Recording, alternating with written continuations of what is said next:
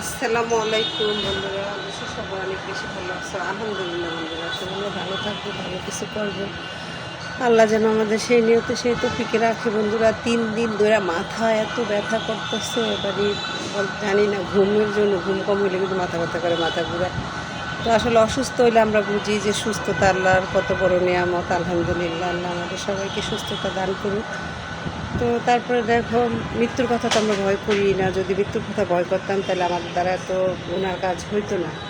অথচ মৃত্যু যে আমাদের আসছে, মৃত্যু বলতে যে আমাদের জন্য একটা কিছু অপেক্ষা করতেছে, মৃত্যুর স্বাদ আমাদের প্রত্যেকটা প্রাণীকে গ্রহণ করতে হবে, এটা আমরা আসলে মনে রাখি না। কেন মনে রাখি না জানো? যেহেতু আমরা আল্লাহ নবীর পথে চলি না, কোরআনের পথে চলি না, আল্লাহর কাজ করি না।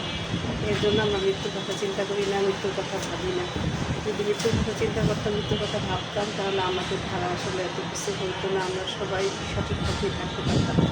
তো আমাদের যে শয়তান তো আল্লাহর কাছে চাইয়ে আনছে, আল্লাহ তো শয়তানকে দিচ্ছে যে ক্ষমতা, হ্যাঁ, যে তুমি এটা করো। কিন্তু যারা আমার প্রকৃত বান্দা, ইমানদার বান্দা, তারা ভুল করবে, তারা অন্যায় করবে, আমরা তারা আমার কাছে ক্ষমা চাইতে পারবে, আমি তাদেরকে ক্ষমা করে দেবো। সুবহানাল্লাহ, আমার আল্লাহ কত মহান, আল্লাহ কত দয়ালু। তুমি পাহাড় সমান পাপ করেও যদি যায় নামাজে গিয়ে আল্লাহর কাছে কান্নাকাটি করো, চোখের পানি ফালাও, আল্লাহর কাছে ক্ষমা চাও, তওবা করো, আল্লাহ কিন্তু আমাদের ক্ষমা করে দেয়। বন্ধুরা, এর জন্য আসলে জীবিত অবস্থায় থাকতে আমাদের ভুলগুলি আমাদের বুঝতে হবে, সঠিক পথে আসতে হবে, আমাদেরকে আল্লাহর কাছে ক্ষমা চাইতে হবে। কারণ মৃত্যুর পরে তো আর তোমার কোনো আমল নেই, মৃত্যুর পরে তো তোমার সব কিছুই শেষ। তো আমরা দুনিয়াতে বেঁচে থাকা অবস্থায় কিন্তু আমাদের আমল করতে হবে, আমাদের আল্লাহর কাছে গুনার জন্য ক্ষমা চাইতে হবে, পাপের জন্য মাপ চাইতে হবে। আমল করি নাই, নিজের ফরজ আদায় করি নাই, এগুলির জন্য আমাদের মানে অনেক জবাবদিহি করতে হবে বন্ধুরা আল্লাহর কাছে। তখন আল্লাহ বলবে সব কাজই করা হয়েছে তোমার, কিন্তু যেটার জন্য তোমাকে পাঠানো হয়েছে, যেটা করতে বলা হয়েছে, সেটাই তুমি করো না।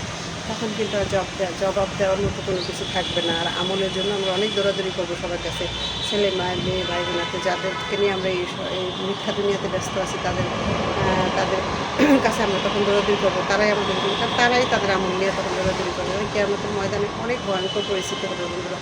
তো আমরা এখনও সময় আছে, আমরা আসলে সঠিক পথে আসি, সঠিক পথ ধরি, আমরা যেন সবাইকে তৌফিক দেয়।